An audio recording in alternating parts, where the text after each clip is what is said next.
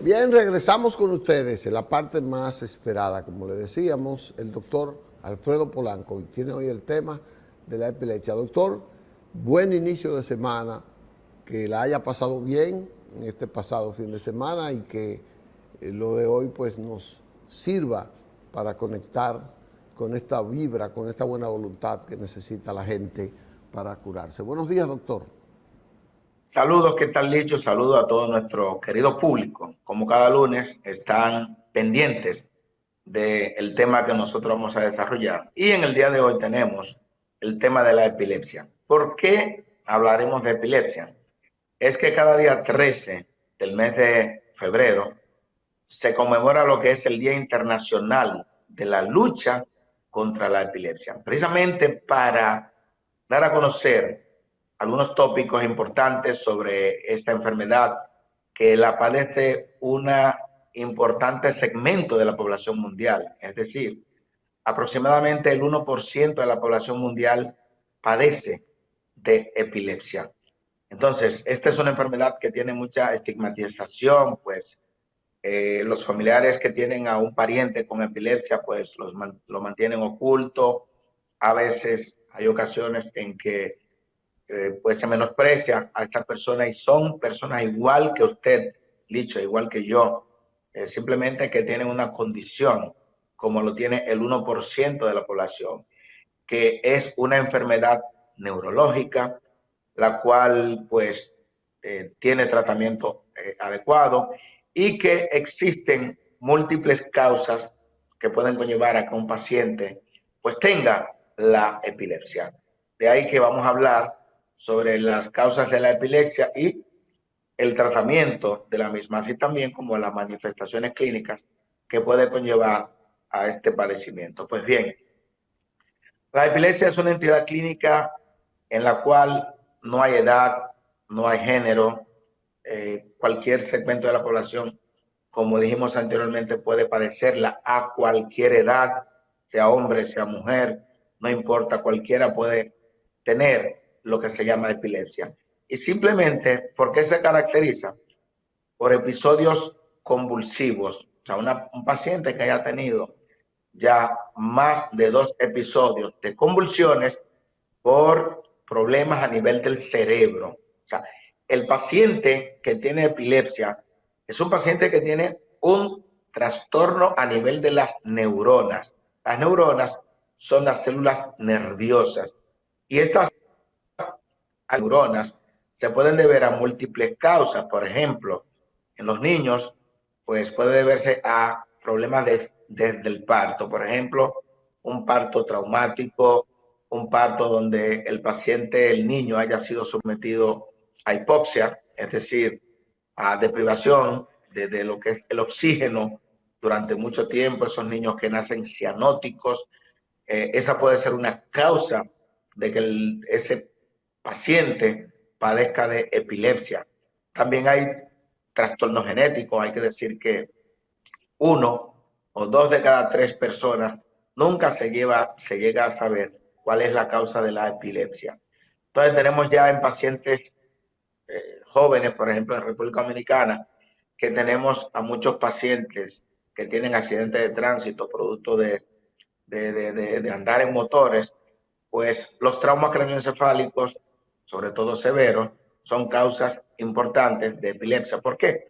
Porque en un trauma ha habido un daño de las estructuras cerebrales y eso trae como consecuencia descargas neurológicas involuntarias y ese paciente va a presentar convulsiones. Entonces, el paciente que haya presentado ya 2 o más episodios de convulsiones, a ese paciente ya se le hace el diagnóstico de epilepsia. Podemos tener otras causas, por ejemplo, las enfermedades cerebrovasculares, es decir, pacientes que tienen trombosis cerebral, pacientes que tienen hemorragia cerebral, son pacientes también que esas áreas del cerebro que están lesionadas pueden desencadenar lo que son los focos epileptógenos, es decir, pueden derivar en que el paciente presente ya lo que son esas convulsiones tónico-clónicas que pueden ser generalizadas o no. También hay enfermedades infecciosas del sistema nervioso central, por ejemplo, las meningitis pueden conllevar a que un paciente pues desencadene epilepsia. Hay parásitos en el cerebro, por ejemplo, cisticercosis, la neurocisticercosis. O sea, hay diferentes causas y atendiendo a la edad, de repente tenemos a un paciente que nunca había convulsionado, paciente de 65 o 70 años que está convulsionando, pues inmediatamente vamos a hacerle ¿qué? Una tomografía, porque la causa de estas convulsiones pueden haber sido pues un tumor cerebral. O sea que tenemos diferentes causas cuando el paciente ya epiléptico va a presentar una crisis. Generalmente ese paciente tiene un aura, es decir, todos los pacientes epilépticos ya perciben cuando van a presentar las convulsiones. Ellos mismos se dan cuenta, pues pueden tener alteraciones visuales, visión borrosa, etcétera, y de ahí comienza a presentar las convulsiones. Ahora, ¿qué ocurre? Que muchas veces nosotros como parientes o si el paciente está en la escuela o en el lugar de trabajo, no sabemos qué hacer. Y es importante usted saber cómo actuar ante un paciente que presente una crisis de epilepsia. Ese paciente que ahorita vamos a ver una imagen que está bien, de repente el paciente cae, hace movimientos involuntarios, todo el mundo se desespera. Lo importante es retirar del área todos los objetos que puedan haber, que puedan conllevar a que ese paciente se lesione. ¿Por qué? Porque un paciente que está haciendo movimientos involuntarios, ustedes ven cómo se deben de retirar todos aquellos objetos y tratar de protegerle lo que es la cabeza, el cuello, porque ese paciente puede recibir un trauma producto de las mismas convulsiones y en la mayoría de los casos esos episodios de convulsiones van a ceder, van a cesar y el paciente se va a tranquilizar. Es importante tomar en cuenta que cuando tenemos a un paciente convulsionando, tenemos que tomar el tiempo para ver más o menos qué tiempo está durando ese paciente convulsionando. Se debe de llamar al 911, pero nunca se debe de colocar objetos en la boca. Como decían antes las personas, que le pongan una cuchara en la boca, un tenedor o un palo para que no se muerda la lengua. No, eso nunca se debe hacer. ¿Por qué? Porque el paciente puede tener más lesiones cuando nosotros le colocamos un objeto en la boca. Ustedes ven en las imágenes cómo a este paciente lo que se le debe de proteger son las vías aéreas, es decir, ver, evaluar que el paciente pueda respirar adecuadamente. ¿Por qué? Porque un paciente que está convulsionando, un paciente epiléptico, si nosotros no protegemos las vías aéreas, este paciente podría pues ahogarse en las secreciones que emanan de su vía digestiva. Entonces, por eso lo más importante es nosotros despejar el área y luego tratar de acomodarle al paciente la cabeza, ponerlo de lado para evitar lo que es la broncoaspiración. ¿Por qué? Porque ya nosotros no vamos a poder hacer nada en este paciente que está convulsionando. Simplemente cuando llegue el sistema de emergencia, que le lleven al paciente al médico, vamos a investigar por qué ese paciente convulsionó. ¿Por qué? Porque si un paciente se está tomando sus medicamentos, que hay diversos tipos de medicamentos para estos pacientes que tienen epilepsia, si el paciente se toma los medicamentos a la hora indicada, el tiempo indicado, pues ese paciente puede tardar años en presentar convulsiones. Entonces, si un paciente es desordenado, pues no está utilizando los medicamentos como se lo indicó su médico, es un paciente que con frecuencia va a tener episodios de convulsiones. Y nosotros, como médicos sugerimos al familiar del paciente y al paciente que deben de tratar de minimizar las posibilidades de episodios de convulsiones. El paciente, cuando deja de tomar sus medicamentos, podría estar en un área de peligro, podría tener accidentes lamentables. Entonces, por eso es una persona que debe de estar más protegido. A la orden, dígame, Licho. A veces yo oigo gente del campo, así, del pueblo llano, que le llama a una enfermedad que la gente se cae y tiene convulsiones, que se llama de que la gota. ¿Qué similitud hay entre la gota y la epilepsia? Bien, es la misma epilepsia. Lo que pasa es que como el paciente, por ejemplo, como está usted, como estoy yo, estamos sentados, el paciente puede caerse al suelo de repente. Entonces en el argot popular dice el paciente goteó, cayó, goteó como un mango. Entonces por eso que se le llama en el argot popular la gota o la epilepsia, que es lo mismo. Sin embargo, médicamente la gota es otra entidad clínica, como se llama la artritis gotosa, o sea que es otra enfermedad muy diferente a lo que es la epilepsia. O sea que son situaciones completamente diferentes. El paciente cae, gotea, entonces por eso se le llama la gota en el argot popular. Es una enfermedad descrita de las más viejas, porque fue descrita incluso por Hipócrates, Galeno, todos esos científicos describieron a pacientes que presentaban episodios de convulsiones. O sea que es una enfermedad bastante vieja. O sea, los libros antiguos la describen, incluso miles de años antes de Cristo, ya hay pues indicios de que esta enfermedad existía. O sea, que ha existido siempre con el hombre mismo. Ahora, ¿qué ocurre? Que anteriormente pues no había tratamiento para la misma. O sea, que un paciente tenía necesariamente que pasar toda la vida haciendo episodios de convulsiones o epilepsia. Sin embargo, en la actualidad, al paciente se le hace una tomografía, una resonancia magnética, se le hace un electroencefalograma. Entonces, aunque en la mayoría de los casos no se puede determinar cuál ha sido la causa de la epilepsia, sin embargo, todos los casos tienen tratamiento. Ahora bien, si un paciente está convulsionando por un tumor cerebral y a ese se le extirpa el tumor cerebral de ese paciente, posiblemente no va a presentar episodios de epilepsia.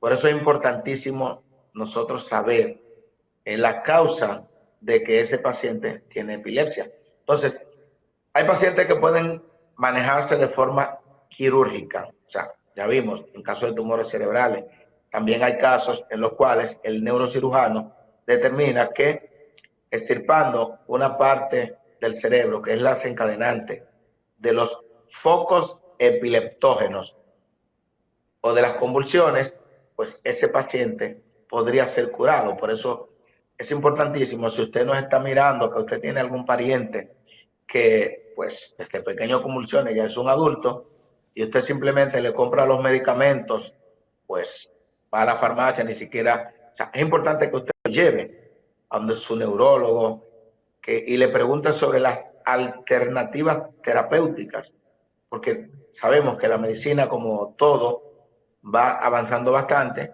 y es posible que su epilepsia tenga cura. Entonces no es una cantidad mínima de pacientes que tienen epilepsia. Hablamos ahorita que el 1% de la población, es decir, aproximadamente 65 millones de personas en todo el mundo padecen de epilepsia. ¿Qué ocurre? Que eso no se está divulgando. O sea, usted tiene a su paciente con epilepsia y a menos que lo vean convulsionando, pues posiblemente nadie se dé cuenta que esa persona es epiléptica. Entonces, cuando ya una persona tiene más de 2 años sin presentar episodios de convulsiones, pues es una persona que en algunos casos se recomienda incluso la retirada de los medicamentos. Hay convulsiones también que se presentan en los niños, que se confunden mucho con la epilepsia, y son las denominadas convulsiones febriles. O sea, un paciente que tenga una temperatura en 40, un niño de 1 año, 2 años, y que de repente esté presentando convulsiones, que hay que diferenciar muy bien lo que son las convulsiones de los temblores productos de la fiebre, porque a mí me han ido a buscar al Cautan, doctor, mi paciente está convulsionando. Cuando yo voy a ver al paciente, lo que está es haciendo tiritona porque tiene fiebre. Eso no son convulsiones. O sea, un paciente está convulsionando, por eso quisimos traer las imágenes, cuando está haciendo movimientos involuntarios, generalizados, tónico-clónicos, el paciente puede presentar relajación de los esfínteres, es decir, el paciente puede orinarse, el paciente puede evacuarse, el paciente puede tener salivación excesiva, que es lo que se le llama cialorrea. O sea, este paciente está convulsionando. Ahora bien, el paciente que presenta convulsiones febriles, que generalmente son esos infantes por debajo de los 2 años, básicamente, eso no significa que ese paciente sea epiléptico. Simplemente ese paciente presentó un episodio de convulsiones febriles. Por eso es importante que se haga un diagnóstico adecuado con los métodos paraclínicos que existen, aunque sabemos que el diagnóstico lo hace la clínica, o sea, las manifestaciones clínicas que nosotros como médicos vemos, hacemos el diagnóstico. Claro está que tenemos que complementar, miren ahí, ese paciente convulsionando, no se debe de poner ningún objeto en la boca. Pues bien, le hacemos su tomografía, le hacemos su electroencefalograma, le hacemos su resonancia magnética y podríamos, en ciertos casos, tener las causas de las convulsiones. Allá cuando tenemos un paciente epiléptico, dar el tratamiento. Hay diferentes tipos de medicamentos, que no vamos a mencionar nombres, pero que el paciente se los toma cada cierto tiempo y ese paciente va a durar meses, muchos meses, va a durar años sin convulsionar y ese paciente pues podrá vivir toda su vida, puede hacer prácticamente casi cualquier tipo de trabajo sin ningún tipo de problema. Con el hecho de conducir es importante tomar en cuenta que hay que tener cierta precaución porque, por ejemplo, en muchos estados de los Estados Unidos, pues ese paciente para tener una licencia debe de tener una indicación de parte de su neurólogo. O sea que usted Doctor, no puede tener una licencia de conducir, pues si usted se imagina, si usted presenta episodios de convulsiones frecuentes y usted está en la calle manejando, lo que podría pasar. O sea que es bastante delicada esa situación con respecto a conducir. doctor, tengo Adelante, Licho. experiencias, más de una, de personas que siendo niños, sufrían epilepsia.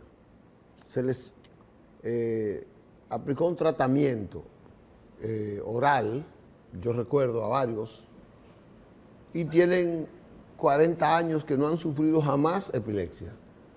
Es que fue que se les eliminó, porque usted dijo que era un trastorno cerebral. ¿Fue que se curaron o el tratamiento los suspendió por un tiempo? Explíqueme qué pudo haber pasado con esas experiencias que yo personalmente tengo. Sí. Precisamente hay un porcentaje de pacientes cuya causa nunca logra saberse. Por eso se le llama idiopático. Cuando a una cosa en medicina no se sabe la causa, es idiopático. Por ejemplo, epilepsia, 2/3 partes, es decir, el 66% de los casos de pacientes epilépticos es idiopático. No se sabe la causa. ¿Qué ocurre? A todos los pacientes con epilepsia se le dan los tratamientos que todos nosotros como médicos conocemos, unos medicamentos mejores que otros, Hay pacientes que tienen 30 años usando un tipo de medicamentos, nunca se lo han cambiado. Entonces, ese paciente que va disminuyendo los episodios de convulsiones, porque déjenme decirle que el paciente, aunque esté tomándose sus medicamentos, podría presentar episodios convulsivos, ¿ok? Entonces, ese paciente que ya tiene 2 años que no cuenta episodios de convulsiones, el neurólogo le va retirando los medicamentos y si ese paciente pues sigue bien, no está haciendo convulsiones, pues simplemente ya está libre de medicamento y punto. O sea, no va a necesitar. Entonces, por eso es importantísimo que usted, si tiene un pariente, solamente no se limite a darle la pastilla que le indicaron hace 20 años y la compra por ahí, porque hay muchísimos de esos medicamentos, lógicamente, que, o sea, que se venden, usted va a la farmacia, lo pide y no tiene ningún problema en vendérselo porque no son controlados. Entonces, usted se lo ha dado por años y usted sabe que ese pariente suyo, que usted le está dando esos medicamentos, tiene quizás 5 años que no ha convulsionado y usted no lo ha llevado al médico. Entonces, usted no sabe si ese paciente ya no necesita esos medicamentos. Entonces, por eso es importante y para eso, Licho y amigos televidentes, es que nosotros tenemos este tipo de programas, básicamente para orientar a la población. O sea, ¿cuántas familias ahora mismo tienen parientes con epilepsia y no saben de estas informaciones? Y posiblemente ahorita, o mañana, o en la semana, ya acudan a donde es un neurólogo para que le hable, para que le evalúe a ese paciente. Entonces, precisamente por eso es que hay un día internacional, hay un día mundial de muchas patologías. Por ejemplo, en este caso, el día 13 de febrero, que es mañana, es el Día Internacional de la Epilepsia, precisamente para que todos los países, todos los gobiernos, los estados, la Organización Mundial de la Salud, Panamericana de la Salud, unan esfuerzos para dar a conocer lo que es la epilepsia, los tratamientos diversos que existen, cómo se debe de actuar ante un paciente con epilepsia, qué hacer nosotros como no médicos cuando en nuestro entorno cae un paciente abatido por la epilepsia. Precisamente es para eso que se conmemoran estas fechas y que la Organización Mundial de la Salud organiza jornadas a nivel mundial de orientación a la sociedad. De manera que si usted tiene algún pariente que es epiléptico y que usted tiene años que no lo ha llevado al médico, es hora de que acuda y haga una nueva reevaluación de ese caso, porque podría ser que su pariente pues ya no necesite medicaciones para la epilepsia. Doctor, ¿qué especialista tiene que ver con esto? ¿Dónde yo debo llevar primero a mi familiar o a ese paciente? Sí, lo ideal, el médico de la cabeza. Por ejemplo, nosotros como nefrólogos, yo soy el médico de los riñones, claramente. El urólogo de la próstata y también de los riñones, porque opera y todo. Pero el neurólogo es el médico que tiene que ver con esta situación. Hay neurólogos que son los que se llaman epileptólogos, o sea, especialistas básicamente en ese tipo de pacientes, pacientes epilépticos. O sea, que es importantísimo que lo vea un neurólogo, le haga su evaluación y determine si ese paciente necesita o no de una, puede ser intervención quirúrgica para curarle esa epilepsia. O si no necesita ya medicamentos, porque tiene un periodo de tiempo bastante largo, pues sin presentar convulsiones. Lo tenemos ahí como un paciente epiléptico. De manera que es importante que cada paciente, reciba su chequeo por lo menos una vez al año. También su médico de cabecera, su médico familiar, podría orientarlo, su médico internista, etcétera. O sea que están todas las especialidades para evaluar a cada paciente. Correcto, correcto. Bueno, doctor, ha sido bastante descriptivo usted, muy persuasivo, y un mensaje final para las personas que tienen parientes cercanos que pudieran estar afectados de esto y los que no, pues que a propósito Bien. quiero hacerle la última pregunta, doctor. A ver. ¿Pudiera alguien sospechar con algún síntoma que no sea una convulsión, ya propiamente dicho, Wow. sospechar que alguien pudiera estar sufriendo de epilepsia? No hay síntoma que no Wow. sea la convulsión. Sí, sí, es muy interesante, Licho, esta pregunta, bastante interesante, porque en los niños hay lo que se denomina la crisis de ausencia, y es ese paciente que no necesariamente presenta o no presenta convulsiones, porque una convulsión todo el mundo la va a notar. Ese paciente que la profesora ve, o el profesor, que de repente se queda parado o sentado mirando al vacío, que es lo que se le llama crisis de ausencia. El paciente está aquí, en la escuela o en cualquier área, pero es como si no estuviera. Entonces, esos son indicios de que ese paciente tiene epilepsia. O sea, las denominadas crisis de ausencia. Bastante interesante, dicho, esa pregunta, porque yo sé que esa pregunta que me hiciste, muchas madres que nos están mirando ahora mismo, pues ahora están reaccionando muchos padres. Oh, pero cuidado si mi hijo o hija, ese problema que me dijo el profesor o la profesora puede ser una epilepsia. O sea, bastante importante. Y yo creo que qué buena manera de nosotros despedir el programa en el día de hoy, la sección, que respondiendo a esta interesantísima pregunta, Licho. Bueno, gracias, doctor, entonces, para que nosotros nos volvamos a comunicar el próximo lunes con otro tema de este sistema de salud y que usted también lo maneja y con tanta claridad explica los diferentes vertientes que lleva. Gracias, doctor. Hasta el próximo lunes. Si Dios quiere, nos vemos el próximo lunes. Hasta luego. Bye, bye. Bueno, gracias. Era el doctor Alfredo Polanco, que él no dice nunca dónde está, pero que usted lo puede encontrar en cualquier hospital, porque trabaja como en 10 hospitales. En Vista del Jardín, creo que está en el Ney Arias Lora, está, bueno, donde quiera usted lo va a tomar. A propósito, la semana que viene vamos a colocar el teléfono del doctor ahí, para que la gente lo llame y cualquier cosa. Él es nefrólogo, internista, pero él es muchas cosas más que usted pueda sacar de él. Y si no, lo guía donde debe ir. Así que gracias, doctor, y nos vemos el próximo lunes. Si Dios quiere. Bien, regresamos con ustedes ya en la parte final de esta jornada, de este programa de hoy.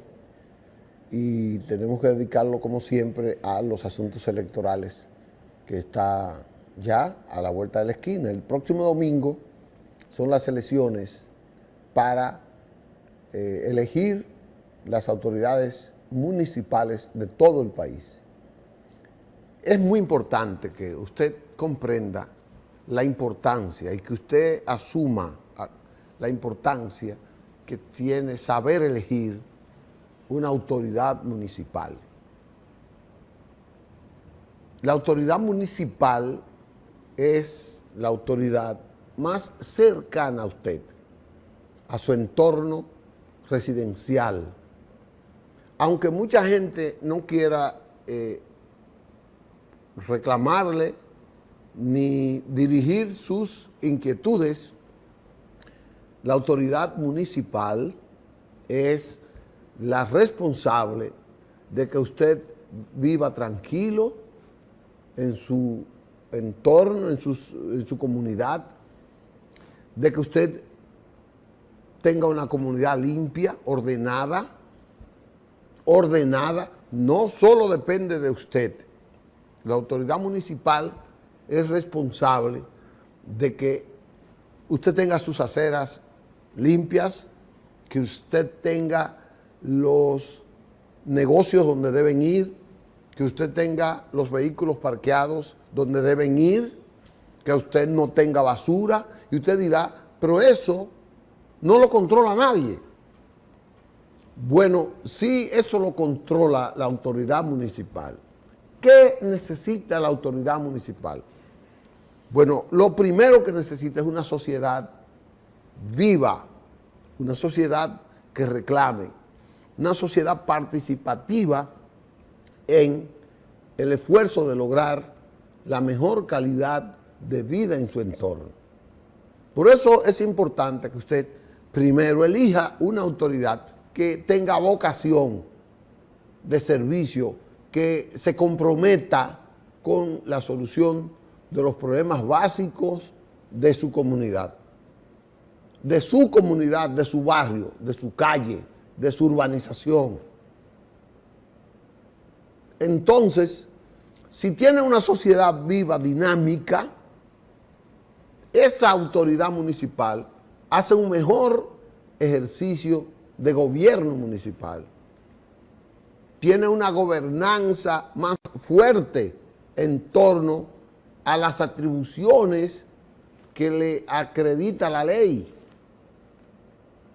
Ahora, si usted como ciudadano, si usted como sociedad no contribuye a mejorar, a que la autoridad municipal le resuelva esos problemas, usted no está haciendo lo que debe hacer. Mucha gente se cansa de gritar, no, que este gobierno no sirve, que este alcalde o esta alcaldesa no sirve, que fulano no sirve. Pero es que usted no solo basta con quejársele al aire, usted tiene mecanismos institucionales para... Estos programas son vías expeditas para que la comunidad se exprese. Una carta, una junta de vecinos expresándose como organización ya aglutinadora de los moradores, un club, una escuela, una iglesia, tienen influencia capital.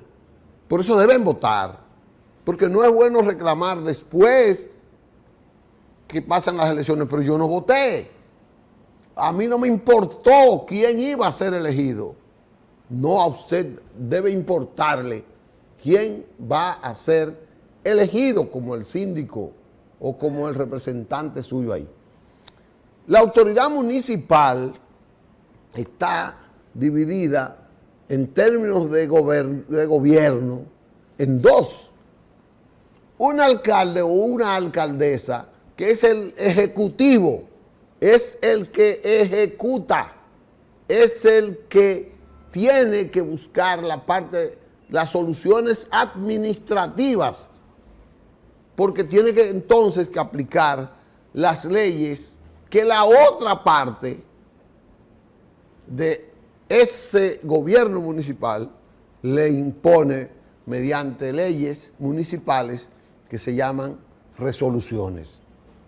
Y esa parte municipal que elabora, que de donde emana la resolución o la ley municipal, se llama sala capitular. Pero la sala capitular la conforman los regidores, los concejales.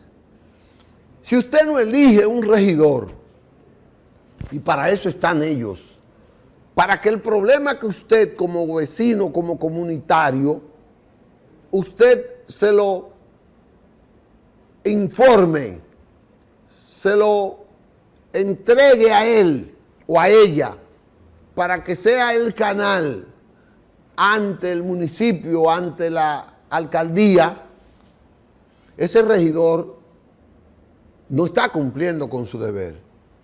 Pero usted tampoco, si usted no le exige a ese regidor, si usted no le reclama a ese regidor, todos los días usted tiene que buscar que ese regidor le represente canalizando la solución de los problemas de su comunidad.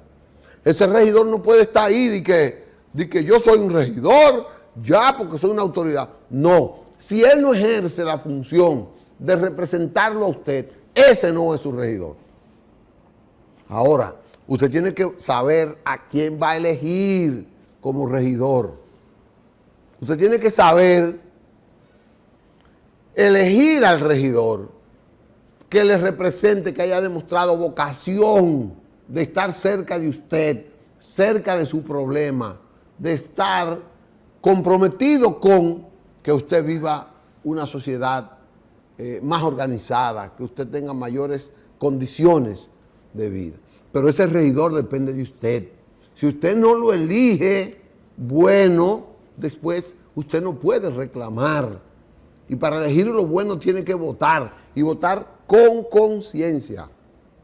Por eso es importante que usted vote. Ahora, el proceso le presenta dos opciones. La Junta, a través de este programa y de una profusa campaña de educación que tiene por distintas modalidades, le dice, vote, a usted le van a entregar 2 boletas. El domingo usted va a votar, haga su fila, vaya y vote. Mientras más personas votan, más fuerte es la autoridad que salga. Más representativa es la autoridad que salga. Entonces usted le van a entregar 2 boletas. Una para que usted marque al alcalde o a la alcaldesa. Una boleta solo para la alcaldesa o para el alcalde. Entonces usted marca la cara del alcalde o de la alcaldesa y ya votó. O marca la cara del partido en esa boleta y ya votó. Pero también le van a entregar otra boleta, no una segunda, otra boleta, donde están sus regidores. Es importante que usted previamente vea quiénes van a ser sus regidores, para que usted, cuando vaya a la boleta, usted solo marque la cara de un regidor. ¿Pero de cuál regidor? Del regidor que usted crea que le va a representar bien a usted. Si usted no encuentra ese regidor, bueno, vote entonces por el partido que usted le prefiriera, del que usted tenga preferencia. Entonces usted le reclama al partido. Porque si usted no votó por ningún regidor, pero sí vota por el partido, todos los regidores de ese partido que salgan, usted tiene derecho a reclamarle, porque usted votó por ese partido, y ese partido es responsable de haberle presentado a usted esa plancha de regidores, y por tanto es responsable del comportamiento de esa plancha de regidores. Pero lo bueno es que usted vote por uno, que usted marque la cara de uno solo, y así ni daña el voto, ni se arriesga, pero ya tiene una personificación de en quién usted votó.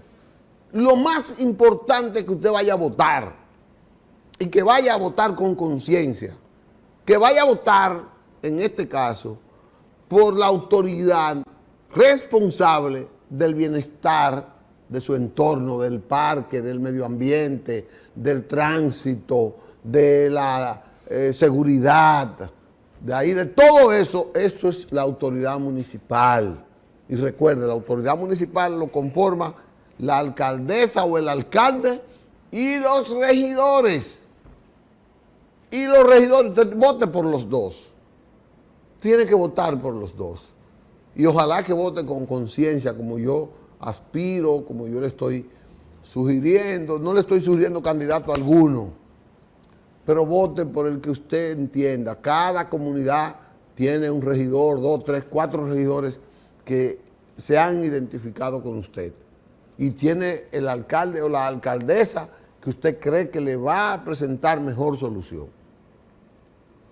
Pero votar es muy, muy importante. Votar es fortalecer el derecho que usted tiene a vivir en una mejor sociedad. Y votar es el deber de usted. El próximo domingo, en cualquier demarcación que usted se encuentre, que esté viendo este programa, asúmalo. Hasta en Guayajayuco, que es lo más lejos que yo me he podido encontrar. Pero votar, eso, levántese temprano y cumpla con ese llamado que le está haciendo la democracia, la patria, a través de la Junta Central Electoral y de los partidos políticos, y que nosotros lo asumimos. Así es que así lo esperamos. Vamos a seguir esta semana hablando de voto, hablando de voto, hablando de voto. Esta semana va a ser para eso, para hablar. Cualquier cosa que usted quiera participar, vamos a tener el teléfono todos los días aquí, desde el principio del programa, para que usted haga cualquier pregunta en esa parte. Semana de voto. Semana para motivar a votar con calidad, con conciencia, a votar por los mejores en cada lugar, por los mejores en cada lugar. Así que gracias por la sintonía de hoy y hasta mañana, si usted y Dios lo permiten. Gracias.